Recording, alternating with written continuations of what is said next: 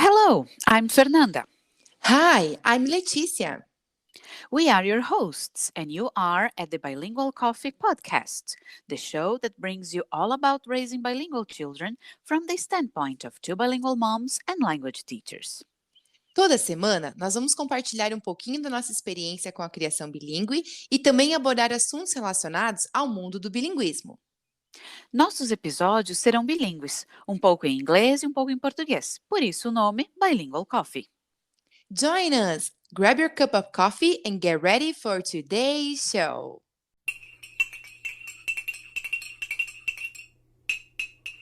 How does the process of learning to read happen for a bilingual child? It all starts with phonological awareness.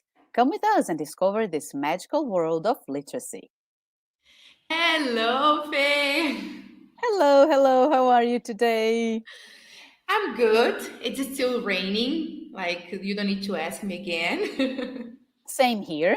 Vamos torcer pra gente conseguir terminar essa temporada com sol, né? Que a chuva tá demais.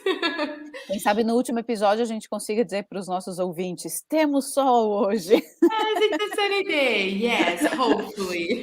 That's right. So, Leti, I remember that in our last episode, we were talking about the reasons why we decided to teach our kids how to read and write.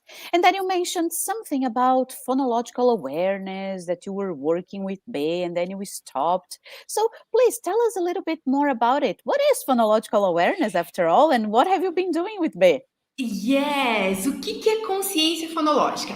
Porque aprender a falar, a gente aprende naturalmente. Então, quando uma criança, um bebê nasce, ele começa a ouvir a linguagem, seja lá a língua que ele ouvir, ele vai reproduzir. Por isso que as nossas crianças conseguem falar português e inglês, porque desde que eles nasceram, eles estão ouvindo eu, você, os nossos esposos, a família, falar nas línguas português e inglês. Então, a criança só reproduz. Mas ler é um processo um pouquinho diferente. Ele precisa de uma instrução explícita. Ele precisa ser ensinado a como ler e escrever. Mas como que eu faço isso? Eu já saio ensinando como é que acontece? Não. Antes disso, quando é um pouquinho mais cedo, lá 3, 4 anos, nós já podemos começar a trabalhar a consciência fonológica. E o que é isso? Nada mais é do que ensinar a criança a reconhecer os sons, a ouvir, porque também todos nós ouvimos.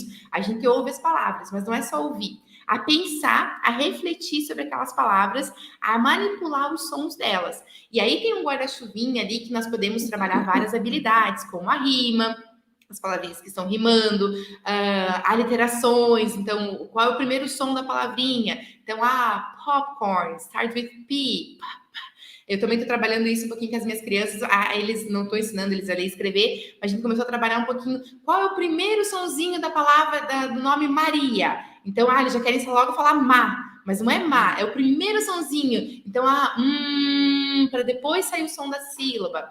A consciência fonológica também trabalha sobre, nós temos uma palavra, mas ela pode se dividir em pedacinhos, que são as sílabas. Então, tudo isso, quando a gente trabalha com a criança, na hora que ela for alfabetizada, a gente começar a ensinar ela a ler, a escrever, já vai facilitar um monte, porque ela já conhece, pode reconhecer os sons, os pedacinhos das palavras. Uma palavra dividida em partes, por exemplo, a palavra cat. Quantos sonzinhos, quantos fonemas tem nela ali? Então eu posso dividir ela em pedacinhos. At. Então, tudo isso trabalhando antes, o som apenas, depois, quando eles forem escrever, vai ser muito mais fácil.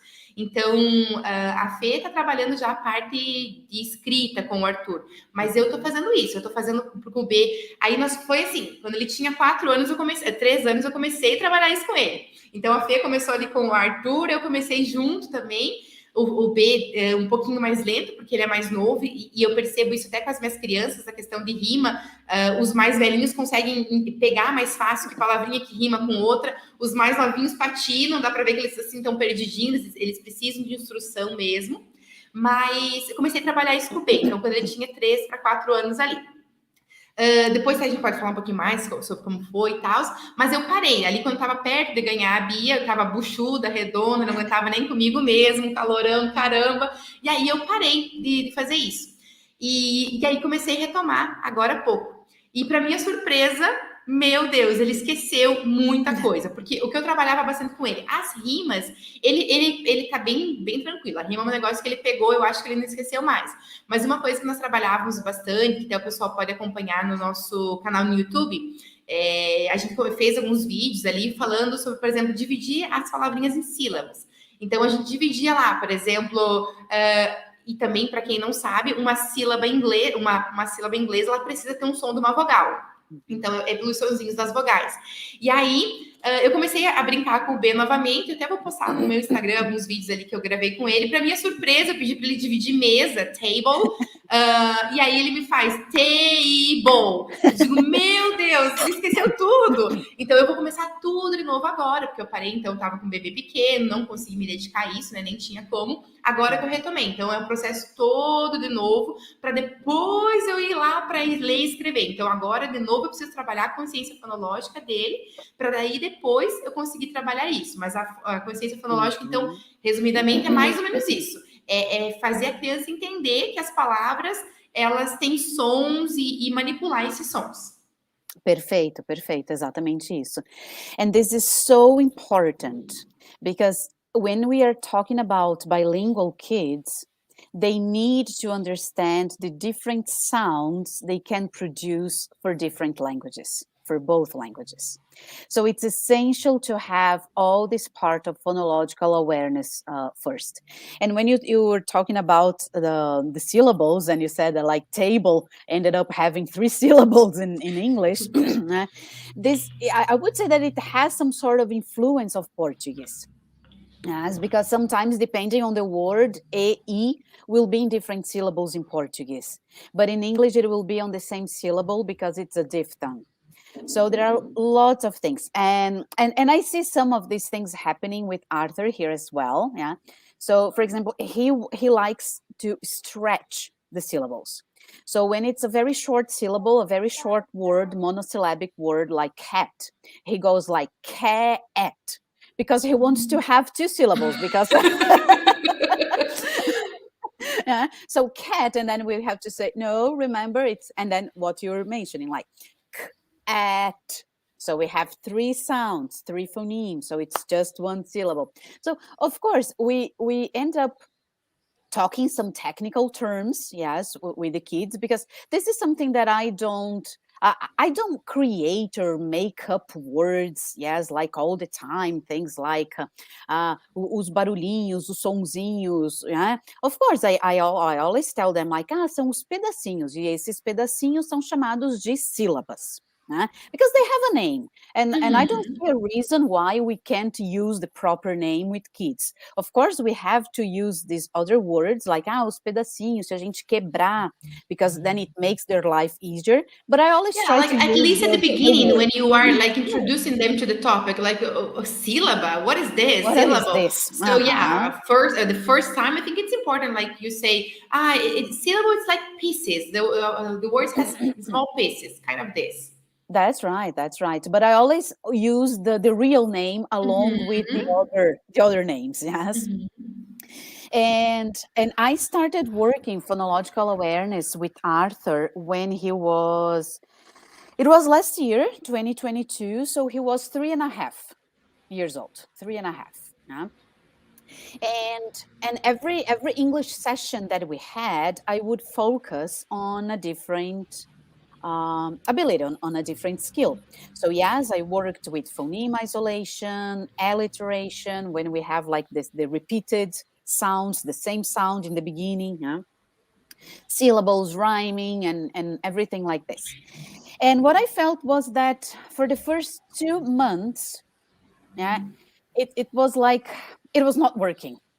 Chovendo molhado no nosso português. That's right. I felt that it wasn't working because like every session was the same, and they would look at me with those little eyes, with lots of question marks, and I was like, what are you talking about? What am I doing? Yes, and the question is, what are you talking about? And it was like, what am I doing to them? Because then I would ask them, okay, which words begin with s? And then I would go like, I don't know, snake, spider, and I don't know, flower, and then it would go like flower, and I said, oh really, flower? Maybe the sounds are too similar. Okay, let's try something else. So the first 2 months I had this feeling that it was not working. So every session I was trying something new, and I was bringing, lots of things, because it is very important to say that at this point, when we work with phonological awareness, we do not include letters. We do not include anything written. From the time we start introducing letters, it's not phonological awareness anymore, it becomes phonics. So it was simply through the sound, pictures, clapping hands, all of this. Well, after 2 months, and then I was like, okay, I will keep on going, yes, because the literature tells me that it works, so I think I will see it happening in some way. And then one morning I was having breakfast. We were having breakfast, Arthur and I don't remember exactly what I asked him, something like, would you like some cereal? Would you like something else? Yeah? And he said, yes, mommy. And he stopped and he said, yes. And he looked at me and said, mommy, listen, yes, snake. And I was like, Wow. oh my gosh, it's working, yes! So, at first, lá no início, eu tinha essa sensação, né? E aí, quando tu começa a ver esses pequenos, eu digo assim, esses pequenos passos, sabe? Essas pequenas percepções que eles trazem, é que aí tu diz, puxa, tá dando certo.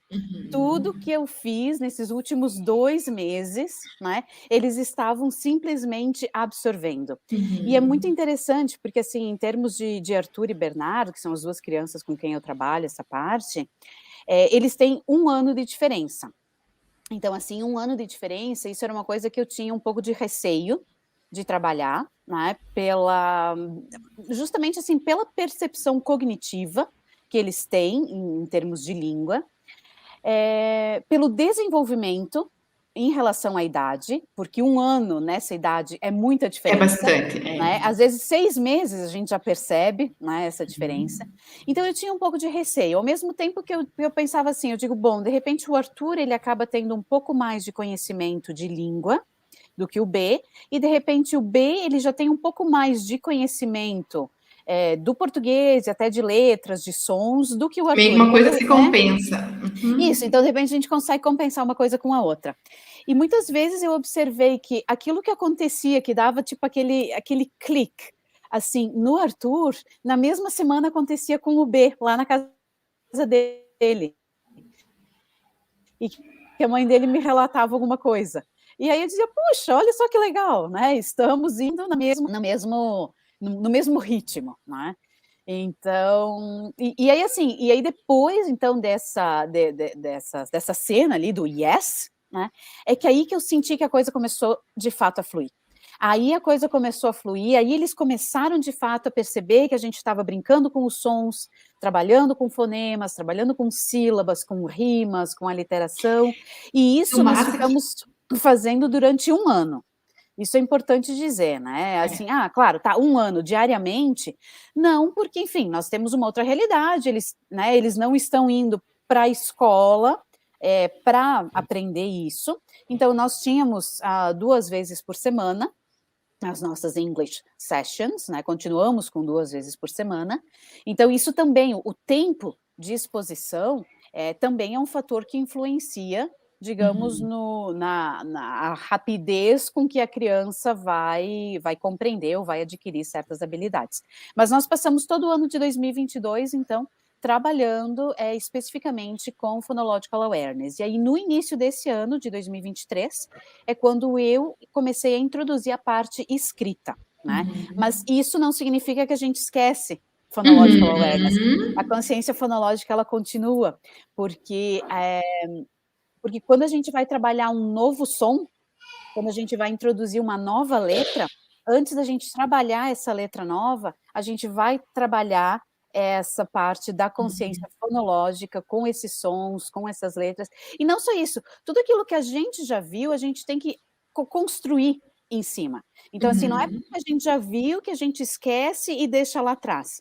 Não, é um E trabalho. claramente o que aconteceu com o B, né? Eu parei, né? Parei de ter contato com isso, e porque antes ele brincava, inclusive, quando a gente começou, e depois disso eu nem tava na nossa. Porque a gente sentava lá no quarto, ele sabia que as brincadeiras iam ser em consciência fonológica. A gente tinha Uhum, parado de fazer, tipo, né? Ele não tava nem em aula. No final de semana, no elevador, ele olhava lá e daí ele falava elevator. Mommy, four sounds, three sounds, two sounds. He would like start like listening to sounds and telling me things about sounds like all the time. So uhum, like it was like in his life. And then after, uhum. of course, we stopped doing this, and now we are returning.